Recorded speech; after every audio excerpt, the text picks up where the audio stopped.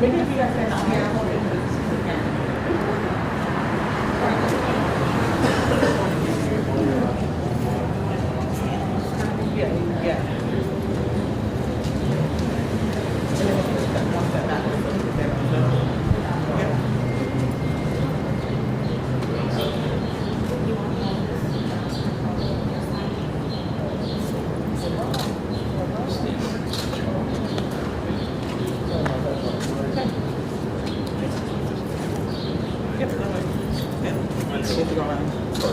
Not stand right in front of them.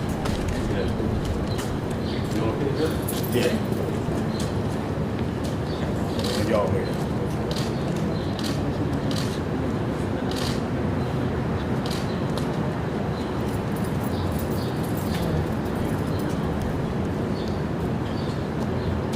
Really nervous. I think it has to do with the magnitude of what happened. My name is Stanley Martin. I'm an organizer with Free the People Rock, and I'm here today standing with the family of Daniel Prude, a man who was executed by the Rochester Police Department. I'm here with Daniel Prude's brother, Joe Prude, his family, and the attorneys who will be representing him. On March 23rd, 2020, the Rochester Police Department executed a black man named Daniel Prude. Mr. Prude was naked, defenseless, unarmed, and experiencing a mental health crisis. Daniel's brother Joe called 911 for help. No one trained to respond to a mental health crisis arrived to the 400 block of Jefferson Avenue, but Rochester police did.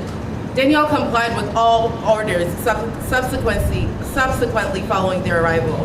While cuffed, naked, unarmed, and laying down in the freezing cold ground, RPD officers mocked Daniel Prude, cracked jokes, and put a bag over his head.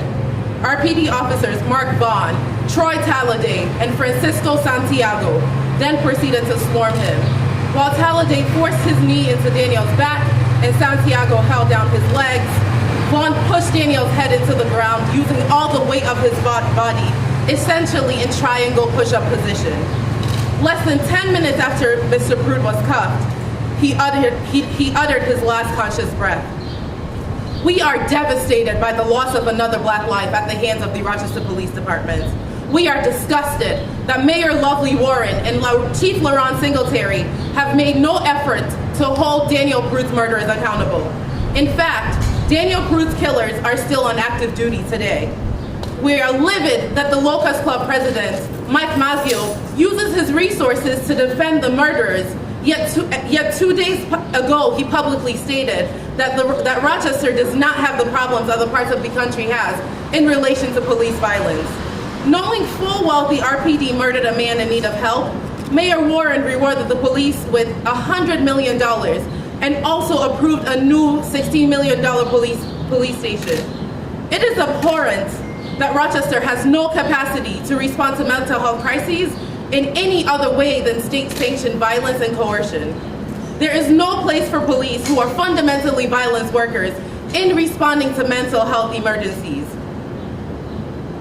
To Lovely Warren, Loretta Scott, Willie Lightfoot, Mitch Gruber, Malik Evans, Jackie Ortiz, Michael Patterson, Lachey Harris, and Jose Pio, all who are city council members who have voted and supported spending on police violence at the expense of human life, Daniel Prude's blood is on your hands.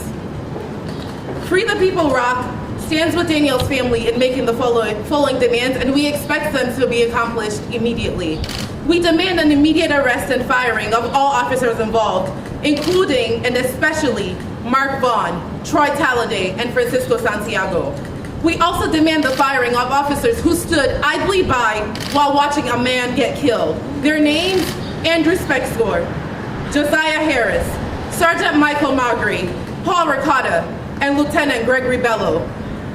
We demand that the sergeants and senior officers who worked on covering up this murder through their police reports and biased investigation also be held accountable. Their names: Sergeant Flermer Zelnovic, investigator Randy Benjamin, and investigator Michael Houlihan.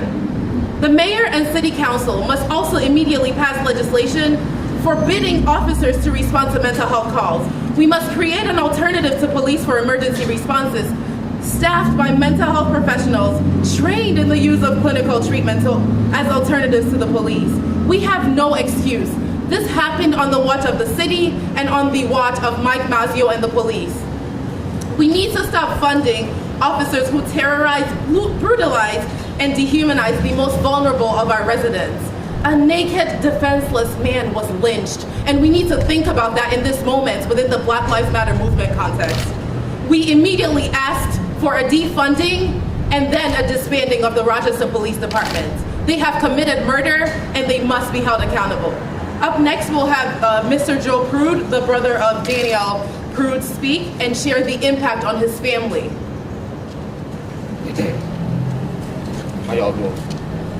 Well, I'm here today to just not so much as just like bring it to the attention of the city, but those that I need to understand that I placed a phone call for my brother to get help, not for my brother to get lynched.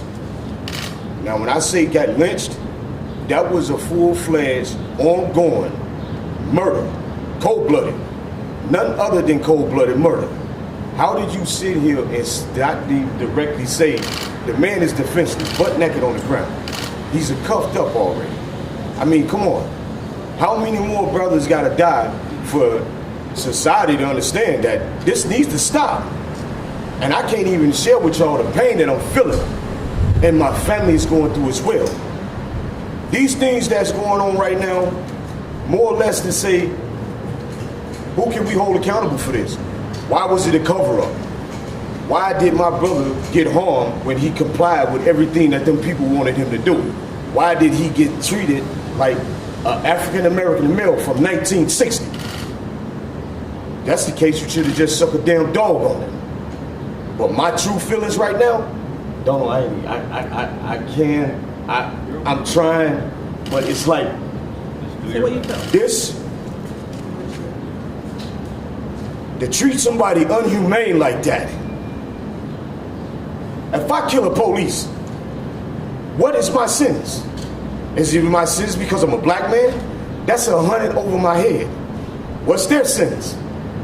You killed a defenseless black man, a father's son, a brother's brother, a nephew's uncle. I mean, come on. I'm trying my best to get this out and open. I don't know. My nerves are so bad right now, I'm shot. And I don't think I can. You're okay. I can't.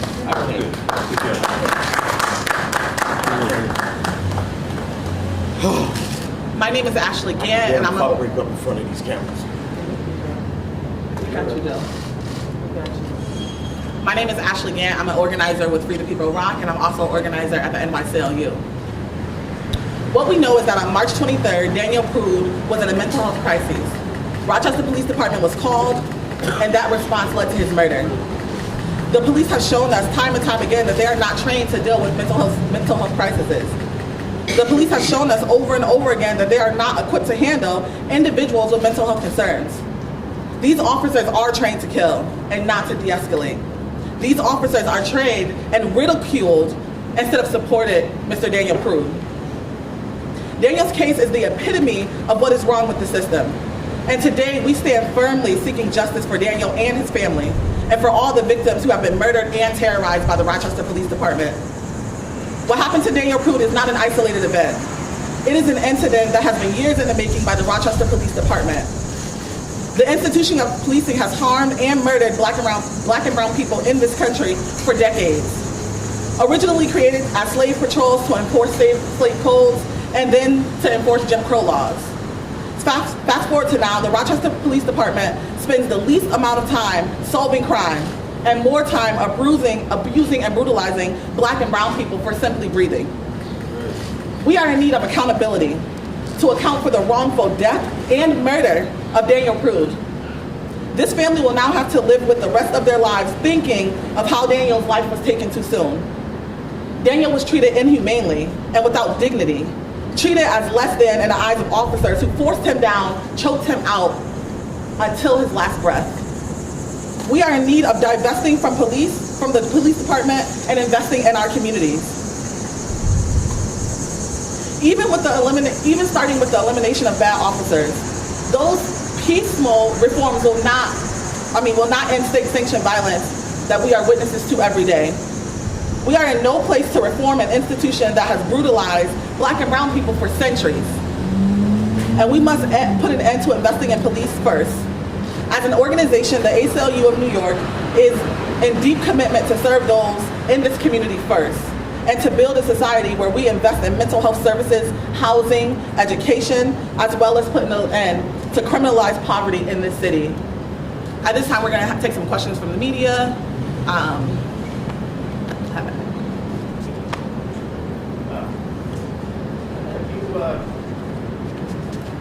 sure who the answer is, but have you all watched the body cam video?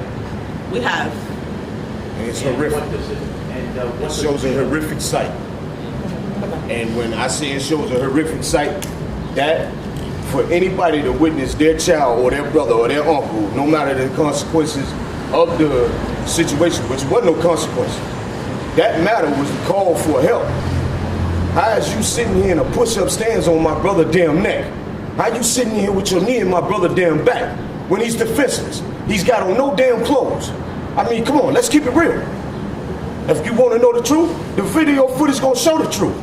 And these people that steady trying to cover this up, come on, man, let's stop this. Because if you don't stop it now, it's gonna be some more. And it's not gonna stop. I mean, what makes me lesser than the next man of this American society? It doesn't make me lesser than you because my skin is darker than yours, my melanin is better than yours. I don't care what it is. We all human. I'm not no animal. And that's what the fuck they treat my brother, like a damn animal. When did you find out what happened to your brother? The same night in question when I called them people to whereas I called for help from my brother, I called for help from my brother. And when I say I called for help, I admitted my brother earlier that day because he was having some stress issues, whereas I knew he was on a mental breakdown and I didn't have no knowledge of dealing with nothing like that. So my best bet was to call Strong. Admitted him. 3 hours later, they sent him back home. You asked me, was that government for them to want to send him back knowing they didn't even overlook him? Knowing that they didn't even observe him? No. It didn't warrant that. And then when I place a call and I tell this particular officer that comes to my door, my brother ain't a threat to nobody but him damn self. Don't kill my damn brother. And not even 15 minutes later, they come back talking about my brother's dead. Now how am I supposed to feel? Y'all tell me, y'all got kids. Y'all got brothers. Y'all got nephews. How the hell am I supposed to feel? Am I supposed to be angry? You damn right I'm angry. Am I supposed to feel joyful? No. Am I supposed to feel like, why this went unanswered this damn long? Why? Ask them who covered it up.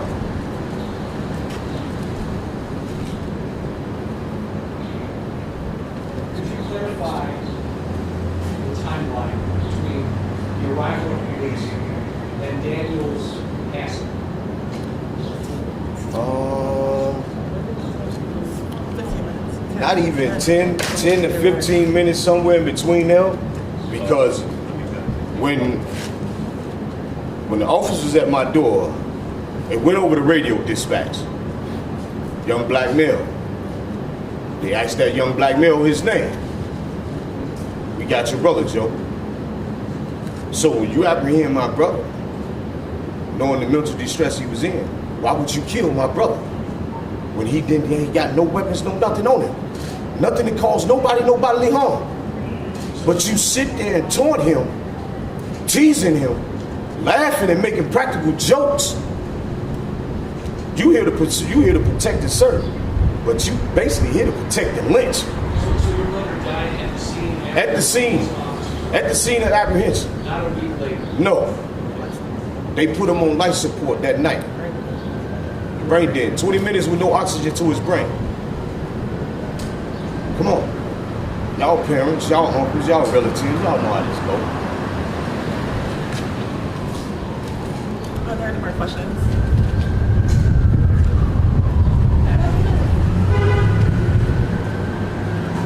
Can we hear from the lawyers about In other cities where something has happened, there has been,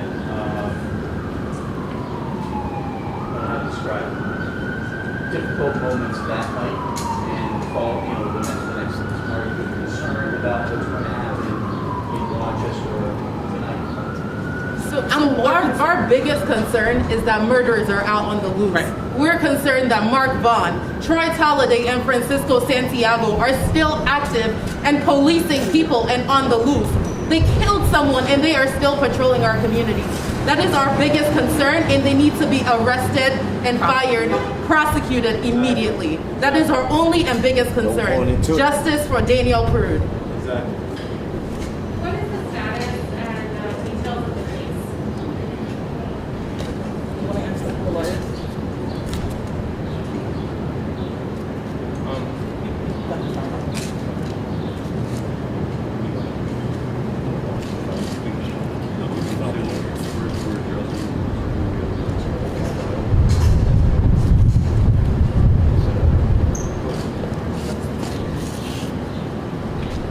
Hi, my name is Elliot Shields, and with Don Thompson, we represent the family.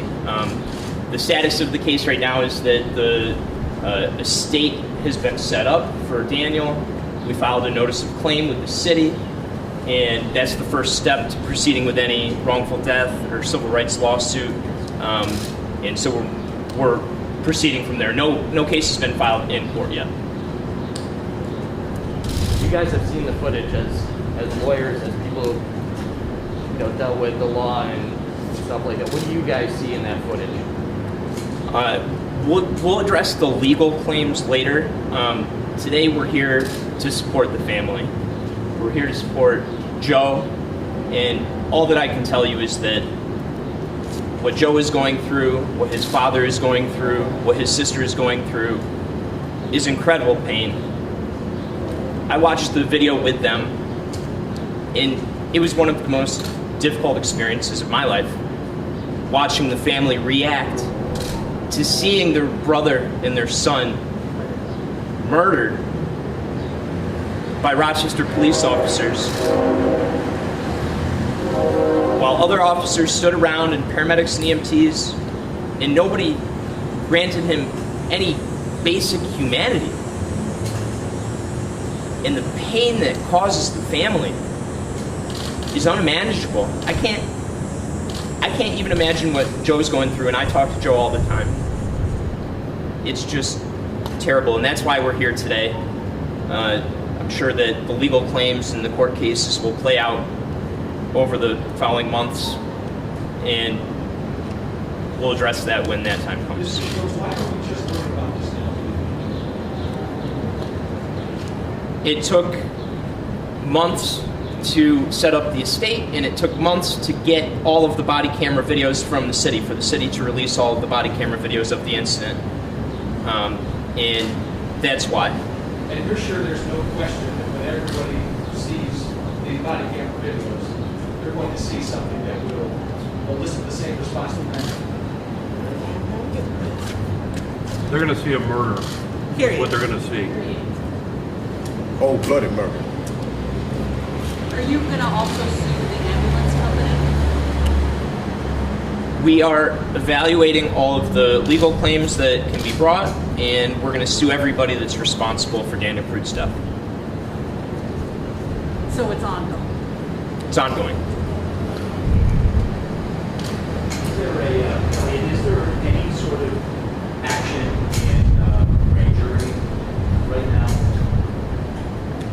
So what happened after the death of Eric Garner and the Staten Island District Attorney's failure to indict Daniel Pantaleo is Governor Cuomo appointed the New York State Attorney General as the independent prosecutor anytime that an unarmed civilian is killed by police. That was recently passed into law with the reform package that Governor Cuomo signed on June 12th, along with the 50A repeal. So the 50A repeal and the package of reforms making that a permanent law happened after the death in this case. But the Attorney General's office, as far as we know, is currently investigating the matter, and that investigation is ongoing. Thank you.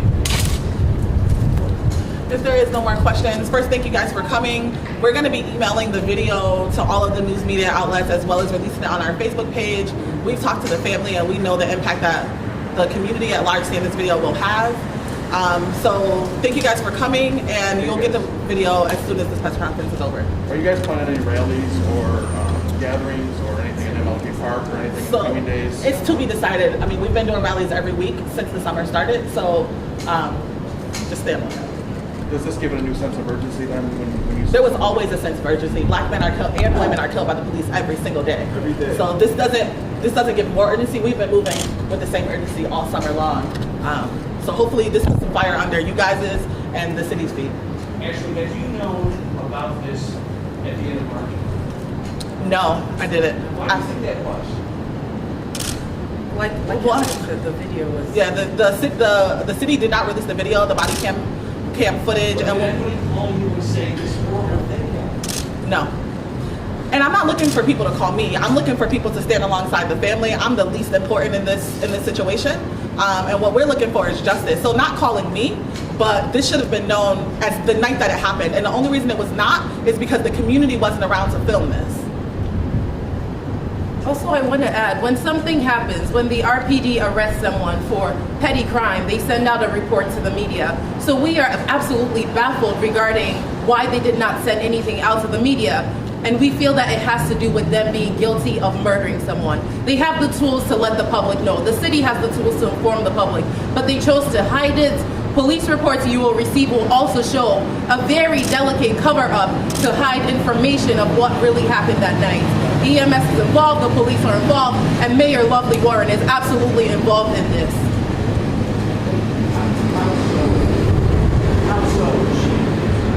So the mayor knew this happened. The mayor knew the police murdered someone. The mayor knows the protocol and procedures of all what's going on when someone is going to file suits. They have spoken to the city's attorneys. There's no way something so heinous and serious could happen when communication is occurring with the city's attorneys and the mayor not know.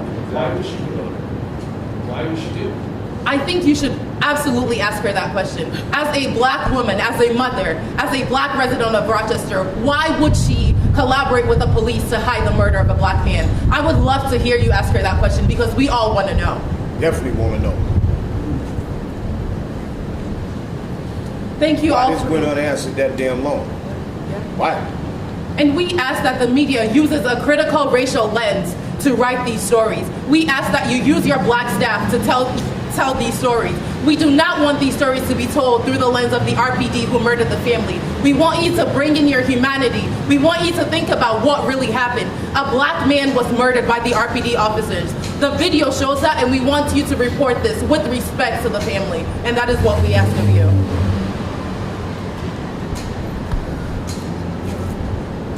Thank you guys so much for coming.